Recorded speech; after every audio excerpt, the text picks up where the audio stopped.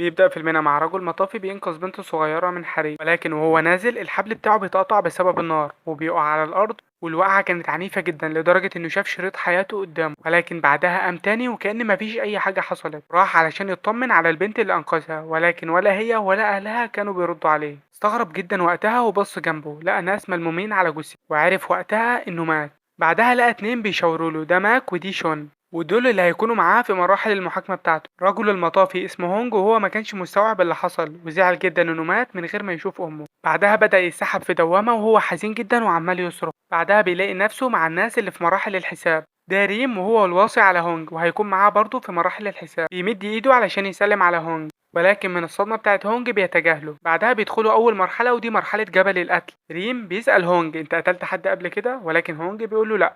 ريم رد تاني وقال له انت رجل مطافي، ولو حد مات بسبب تقصيرك في شغلك فانت اللي هتتحاسب. بعدها هونج بيلاقي نفسه في مكان عالي وتحت حفرة مليانة نار وفيها كل الناس اللي ارتكبوا جرائم قتل قبل كده. الناس دي كلها عمالة تتعذب وبتحاول تطلع ولكنهم مش عارفين. بعدها حاكم النار بيقول لهونج انه قصر في انقاذ حد من صحابه وكان سبب في انه يموت، وعقابه انه يفضل 5 سنين في حفرة النار علشان يقدر يكفر عن الذنب ده. ولكن ريم وقتها بيتدخل وبيدافع عن هونج وبيطالب بعرض اللي حصل في اليوم ده. وفعلا الحكام بيوافقوا وبيعرضوا احداث اليوم. اللي حصل ان في حجر وقع على رجل صاحب هونج، وهونج ساب الراجل ده ومشي. فريم بيقول للحكام انه مشي علشان ينقذ باقي الناس اللي في المبنى، وانه انقذ في اليوم ده 8 بحالهم. وبيقول له ان هونج عمل الصح وانقذ ناس كتير وعمل عمل بطولي ولازم العمل ده يتحط في الحسبان. وهنا حاكم النار فكر شوية وبعدها حكم له بالبراءة. وهنا وصلنا لتاني مرحلة، وهونج بيشوف آلة عملاقة عمالة تطارد الناس وتكسر في عظمهم وبعدين بترميهم لسمك متوحش.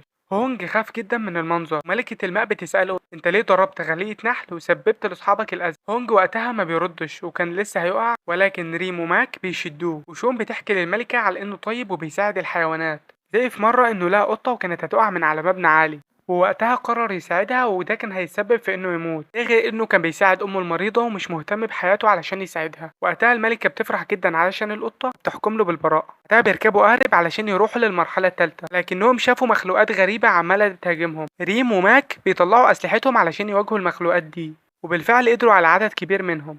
ولكن المخلوقات دي فضلت تطاردهم برضه لحد ما ماك وقع عمود كبير من الصخور وقدروا يهربوا من المخلوقات دي. بعدها ريم بيقول له ان الارواح دي سبب روح شريره راجعه تنتقم من هونج. بيساله بيقول له هل هو زعل حد من قرايبه قبل كده؟ ولكن هونج بيقول له لا. بيروح بيت هونج علشان يتاكد وبيلاقي الروح الشريره روح اخو هونج واللي اسمه سو. بيطارد الروح دي ولكنها بتهرب منه. بعدها بيروح المعسكر بتاعه وبيسمع 3 اشخاص بيتكلموا في موت سو. بعدها بيتقمص دور جندي وبيروح يسأل قائد الكتيبة. بيسأله عن سو، بيلاقي القائد اتوتر لما سمع اسمه فبيعرف انه ليه ايد في الموضوع.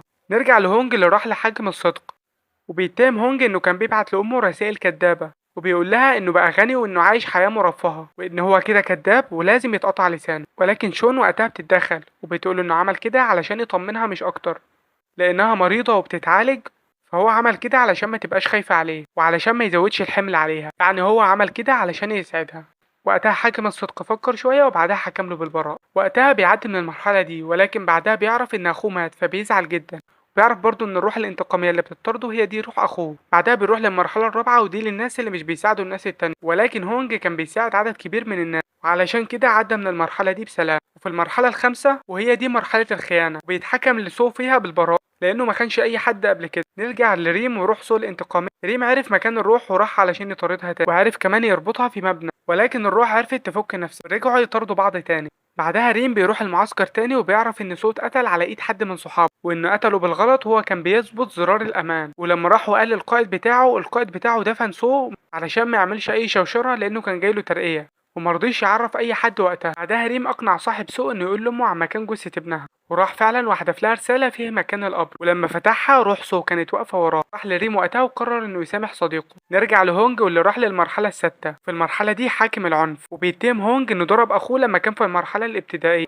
اما اخوه شافه وهو بيحط المخدة على راس امه علشان يقتلها، فوقتها هونج ضربه علشان ما يقولش لاي حد، وده كان سبب في انه ساب البيت ومشي. والعقاب بتاعه انه يقع في حفرة الصخور والصخور دي تنها تكسر عظمه. لكن وقتها حاكم العنف بيعرف ان اخوه سامحه، علشان كده بيفكر شوية برضه وبعدين بيحكم له بالبراءة. نرجع تاني لريم وروح سو. وسو لقى والدته راحت المعسكر وطلبت من الجنود ان هم يوصلوها لقبر ابنها، وكانت ماسكه يافطه ومكتوب عليها عايزه جثه ابني. لكن القائد بتاعهم كان خايف يكشف اللي هو عمله، راح ضربها وقطع الورقه اللي كانت معاها اللي كانت مكتوب فيها عايزه جثه ابني. لما سو شاف اللي حصل غضب جدا وراح دمر المكان كله، موت ناس كتير. كيم وقتها بيحاول يوقفه ولكنه معرفش، فبعدها بقى يحاول ينقذ الناس اللي بتموت. في اخر لحظه ماك بيتدخل وبيروح لعالم الاحياء، وبيقدر يوقف الروح الانتقاميه بتاعت سو ويعمل حد للي بيحصل. هونج كان في المرحله الاخيره، مرحله الجحيم، وهنا حاكم الجحيم بيقول له ان هو متهم بمحاولة قتل امه، كده يبقى هو عايز ينهي حياة الشخص اللي كان سبب في انه يعطيه الحياة بعد ربنا. هنا شون ما كانتش عارفة تتكلم، وماك بتجيله فكرة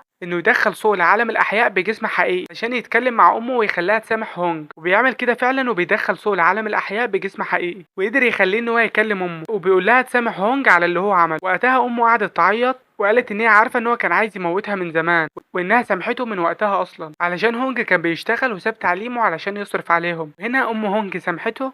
هونج سمع الكلام وقعد يعاقبه. هنا حاكم الجحيم ساب هونج وقال ان ما ينفعش يعاقبه لان خلاص امه سامحته. بعدها روح هونج بدأت تختفي علشان تروح مع الارواح الطيبه. بعدها ريم وماك وشون بيستغربوا لان الروح اللي عليها الدور في المحاكمات دلوقتي هي روح سو.